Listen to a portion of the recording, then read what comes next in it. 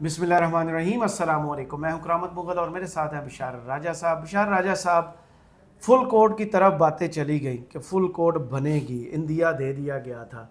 6 जजेस ने ख़त क्या लिखा, पूरे मुल्क में बचाल और हर तरफ अफरा तफरी और नारे, क्या बदलिया आज़ाद होगी, मुदाखलत ख़त्म होगी, कोई दबाव नहीं लिया जाएगा। इसके दौरान एक मुलाकात हुई और मुलाकात के बाद मार्केट में ये बातें चलने लगी कि काजी साहब की मुद्दत मुलाज़मत, काजी साहब ने जो भी अब चीफ़ जस्टिस आएंगे उनकी मुद्दत मुलाजमत का जो है ना वो 3 साल हुआ करेगी। ये बातें कहाँ से निकली और इसका असर अदलिया पर क्यों कैसा होगा? क्योंकि माजी में तो हमने देखा अदलिया ने अपने आप को बिल्कुल यस कर लिया हुआ था, जो भी सीनियर होगा मोस्ट सीनियर वो जज बन जाएगा, अपनी रिटायरमेंट तक वो चीफ जस्टिस रहेगा और उसके बाद घर चला जाएगा और अगले की बारी आ जाएगी। एक बड़ा प्यारा सिस्टम जो चल रहा था। अब इन बातों से जो फ़ौज में ये सियासतदान अमल दखल करते हैं, अपनी मर्ज़ी का जनरल लाते हैं, तो फिर यहाँ पर भी तो अपनी मर्ज़ी का चीफ जस्टिस आया करेगा। बिस्मिल्लाहिर्रहमानिर्रहीम। बहुत शुक्रिया मोगल साहब। पहले बात करते हैं हम फुल कोर्ट बनने के हवाले से, बाद में उस मुद्दत मुलाजमत वाली बात पर आते। 7 रुकनी बेंच बना।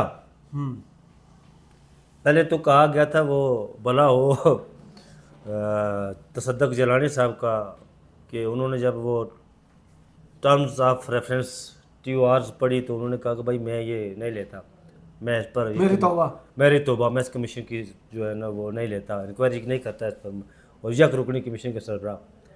तो एक बड़े अपराइट जज रहे, उन्होंने बेहतरीन अपना शानदार कैरियर गुजारा है और वो चाहते कि मैं अपने जो मैंने कमाया नेक नामी कमाई है उसको मैं उस पर दाग लगाऊँ, कभी नहीं। उन्होंने इनकार कर दिया।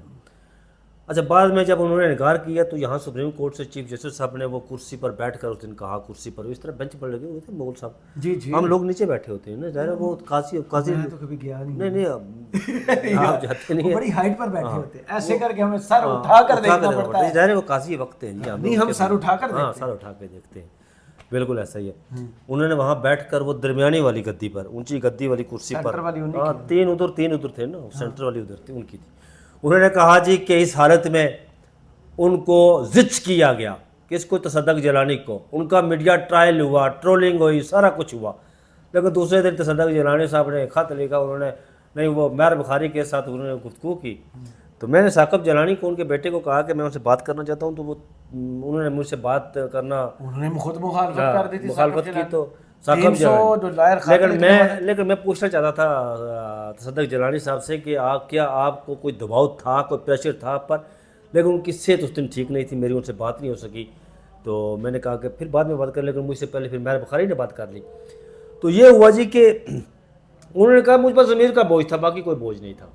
इतना क्या? तो फिर अगर उन पर ज़मीर का बोझ था जी, क्लियर कर देते फिर। नहीं, उन पर ज़मीर का बोझ था। वो कह रहे थे कि मुझ पर ज़मीर का बोझ ये है कि मैं रिटायरमेंट के बाद भी अगर इस मामले की मैं इंक्वायरी करूँ तो मैं सुप्रीम कोर्ट की जहाँ मैंने एक अरसा गुजारा उसके दायरा अख्तियार में मैं इंटरफेयर कर रहा हूँ। ये उनका बोझ था उस पर, जिसकी वजह से उन्होंने मुनासिब समझा कि मैं ये केस नहीं लूँगा, मैं इंक्वायरी नहीं करवाऊँगा। लेकिन यहाँ एक सवाल उठता है मुगल साहब कि काजी उल कज़ा साहब हमें कहते हैं फेक न्यूज़, हमें कहते हैं फेक न्यूज़। तसद्दुक़ जिलानी साहब पर उन्होंने कह दिया कि फेक न्यूज़ की वजह से, ट्रोलिंग की वजह से, मीडिया ट्रायल होने की वजह से उन्होंने, ऐसा कैसे हो सकता है जी? फिर वो कि कोई बंदा आके इंक्वायरी करे, ऐसे बैठ के वो ऐसे स्टाइल करते हैं ना, बातें करते हुए भी कि करे। तो फिर उनसे कोई पूछे कि जी तसद्दुक़ जिलानी साहब ने जब ये बात कह दी कि मुझ पर कोई बोझ नहीं था, मैं किसी दबाव में नहीं था मीडिया ट्रायल के हवाले से या ट्रोलिंग के हवाले से, तो फिर आपने वहाँ कुर्सी पर बैठकर, इंसाफ की कुर्सी पर बैठकर आपने फेक न्यूज़ क्यों फैलाई? आपने क्यों झूठ बोला इस कौम के सामने? एब्सोल्युटली। लेकिन वहाँ जाए कौन? पर जल जाते हैं। किसके पार जलते हैं यार? मैं तो सोच रहा था कि मैं इस फ्रीक बनूं, इस पिटिशन में मैं खुद फ्रीक बनूं और मैं सवाल उठाऊं वहाँ पे कि हजूर वाला आप फेक न्यूज़ कहते हैं, और यहाँ बैठकर जो हमारी भी पिटिशन लगी हुई है ना फेक न्यूज़ के हवाले से, JIT के हवाले से, उस दिन मैं ये सवाल उठाऊंगा काजी साहब के सामने। मैं कहूँगा कि जी आपने उस दिन कहा था तसद्दुक़ जिलानी के हवाले से फेक न्यूज़ और उन्होंने इनकार कर दिया, तो आपने यहाँ पर इस कुर्सी इंसाफ पर बैठ कर आपने झूठ बोला फिर, जब कौम उन्हें सुन रही थी। अच्छा, ये फुल कोर्ट जो इसका मंजरनामा क्या होगा मुगल साहब? इसका मंजरनामा ये होगा कि फुल कोर्ट बनी। आपको याद है कि जिस दिन 7 रुकनी लार्जेस्ट बेंच बना था, उसके अगले दिन मैंने कहा, ट्वीट किया था कि ये بات یہاں رکے نہیں، معاملات فل کورٹ کی طرف جائیں گے. بالکل ایسے ہی. یہ 29 کو اس کی سماعت ہوگی. اس میں اس دن جو 7 رکنی لارجسٹ بینچ کی سماعت ہوئی تھی نا، اس میں جو میں بار بار یہ کہہ رہا ہوں کہ آپ قاضی فائز عیسیٰ کے بیانات ریمارکس نہ دیکھیں کہ انہوں نے کیا کہا. اب کمنگ ان چیف جسٹس کے ریمارکس دیکھیں کہ انہوں نے کیا کہا. آپ جسٹس عطر اللہ کے ریمارکس دیکھیں کہ انہوں نے کیا کہا. آپ جسٹس جمال بندوخیل کے ریمارکس دیکھیں انہوں نے کیا کہا. آپ جناب مغل صاحب قاضی جسٹس نعیم اختر افغان جو سجے باجو ہیں جی چیف جسٹس کے، ان کے ریمارکس دیکھیں کہ انہوں نے کیا کہا. چیف جسٹس صاحب تو جا رہے ہیں نا، جائیں گے، وہ بعد میں اس میں بات کرتا ہوں میں. لیکن کیا یہ جو موجودہ ججز ہیں، ابھی تو یہ سوال ہے جائیں گے کہ نہیں جائیں گے کہ نہیں، یہ جو کیا کوئی بھی شخص، یہ تو جج ہے نا یار، کوئی بھی شخص، وہ آپ ہوں، میں ہوں، کوئی بھی ہو، کیا وہ اپنا جب اس دنیا میں رہنا تو کسی نے نہیں ہے نا، جانا تو ضرور ہے نا. کیا کوئی یہ چاہے گا اس بادشاہ کی طرح، وہ ایک بیچ میں بات آ گئی، ایسی سی ریلیونسی ہے، وہ کوئی بادشاہ تھا تو وہ کفن چور تھا، کفن چور تھا نا. اچھا. تو لوگ اس سے بڑے تنگ تھے. انہوں نے کہا یار یہ تو مردو کے جو ہے کفن چرا لیتا ہے، اب اسے چھٹکارا کس طرح ہو. خیر اس کی حکومت جب گئی تو تخت سے اترا تو اس کا بیٹا بن گیا اس کی جگہ. تو بیٹے نے سوچا یار کہ لوگ جو ہے نا میرے باپ کو گالیاں دیتے اور یاد کر رہے ہیں، برا بلا کہتے ہیں، اور میں کیوں نہ کوئی ایسا کام کروں کہ لوگ میرے باپ کو بھول جائے. وہ تو اس کا باپ تو کفن چراتا تھا نا، بیٹا کفن چرانے کے ساتھ ساتھ وہ ڈنڈا بھی دے دیتا تھا، بازو کاٹ کے لے جاتا تھا، بازو کاٹ کے ڈنڈا دے دیتا تھا. جو بھی ہوا، مجھے بتائیں مغل صاحب، کیا کوئی چیف جسٹس یا کیا کوئی قاضی، کیا کوئی جسٹس صاحبان وہ چاہیں گے کہ یار تاریخ میں ان کا نام ان صفحات میں لکھا جائے جہاں پر افتخار چودھری کا نام لکھا ہوا ہے، جہاں پر قاضی منیر کا نام لکھا ہوا ہے، جہاں پر جسٹس قیوم ملک مرحوم کا نام لکھا ہوا ہے، جہاں پر رفیق تارڑ مرحوم کا نام لکھا ہوا ہے. یہ عطا اللہ تارڑ کے جو دادا ہے یا نانا ہے، انہوں نے بریف کیس لے کر گئے تھے نا کوئٹہ. ان صفحات کو چاہے گا کہ ان صفحات میں ہمارا نام لکھا جائے؟ بالکل بھی نہیں چاہیں گے نا.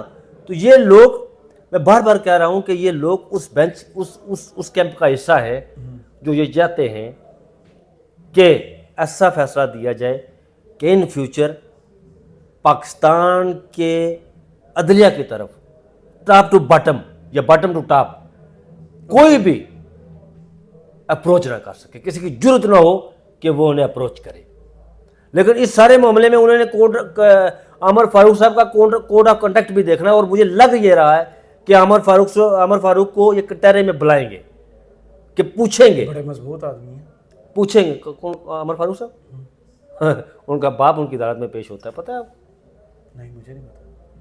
کس کیس میں؟ ان کا باپ وکیل ہے عمر فاروق صاحب کے.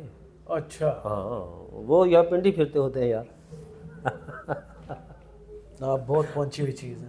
وہ بہت واقعہ، وہ سب بڑے مضبوط آدمی ہیں. اب یہ معاملہ جو آپ کا دوسرا سوال تھا مدت ملازمت کی توسیع والا، صحیح.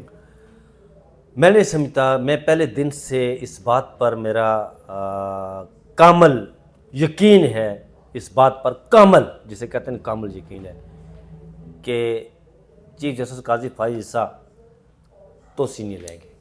کیوں؟ میں بتاتا ہوں. بہت ہوگی. نہیں بہت ہوگی، میں بتاتا ہوں آپ کو بہت ہوگی یا نہیں ہوگی. ان کی جو ان کا پہلے چیف جسٹس بننے سے پہلے جو ان کے بارے میں ایک امیج ایک ڈیولپ کیا گیا نا، معاشرے جو ان کا بنایا گیا امیج، وہ غلط ثابت ہوا. صحیح. اب وہ مزید نہیں چاہیں گے کہ وہ میرے پہلے ستیہ ناش ہوا، اب میں سوا ستیہ ناش ہی ہونا چاہتا ہوں. یار یہ سوا ستیہ ناش کرنا، سوا ستیہ ناش نہیں ہونا چاہتا، وہ نہیں ہونا چاہیے. اندر سے کیا اندر سے نہیں مول صاحب، جب یہ بات نہیں ججز یس، میں یہی کہہ رہا ہوں نا، سپریم کورٹ کے جو ججز ہیں نا، ججز اس معاملے پر کبھی بھی قاضی کا ساتھ نہیں دیں گے، نیور ایور. اور میں اس وقت بھی میں آپ کو بتاؤں کہ سپریم کورٹ میں 14 ججز ہیں جی، اور 14 ججز اس بات پر متفق کے 14 ججز کہ اگر یہ ہوا تو ہم بھرپور احتجاج کریں. یار وہ تو ججز ہے جی.